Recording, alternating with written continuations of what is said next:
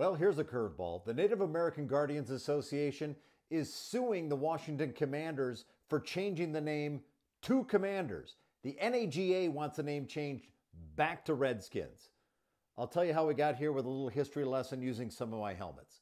First of all, the team started in 1932. They were the Boston Braves. In 1933, they started playing at Fenway Park and they changed their name to the Boston Redskins. 1937, they moved to Washington, D.C. and become the Washington Redskins. Now, they had nothing on their helmet until the final two games of 1958 when they come out with this look. Beautiful feather on a maroon helmet. It was a good look. They stuck with that look through 1964. Then in 1965, they go to a helmet that has a spear on either side, and they roll with that look through 1968.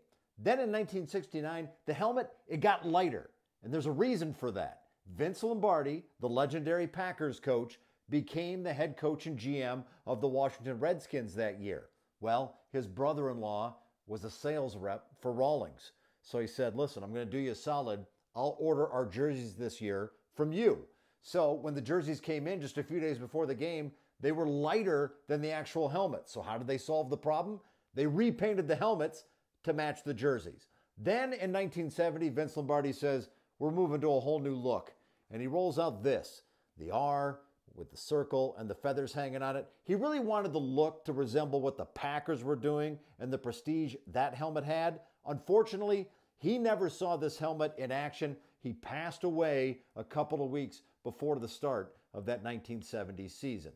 Now in 1971, a guy named Walter Blackie Wetzel, well-respected chairman of the Blackfeet tribe and a former president of the National Congress of American Indians, approached the team and he convinced them, drop the R logo and switch to an image of a Native American warrior. And with blessings from tribal leaders, he brought pictures with him of people from the Blackfeet tribe. One of those pictures was Chief Two Guns Whitecalf.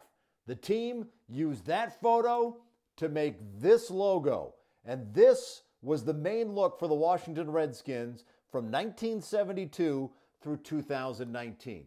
Now, under pressure from some who said the Redskins name was offensive and pressure from sponsors, they got away from the name, and in 2020, they debuted as the Washington football team. That year, the helmet just had the players' numbers on the side. Then, in 2022, they played their first season as the Washington Commanders and have used two looks, one with the W on the side of the maroon helmet and the other one a black helmet with players' numbers on the side and a W on the front. So here's where we stand. The NAGA wants the team to restore the Redskins name. They say taking the name away takes away from the positive legacy that the name had. As for the team, their response is they don't feel the complaint has any merit and they think it'll all get sorted out in court. What do you think? Let me know in the comments. Follow Hooked on Helmets for more videos.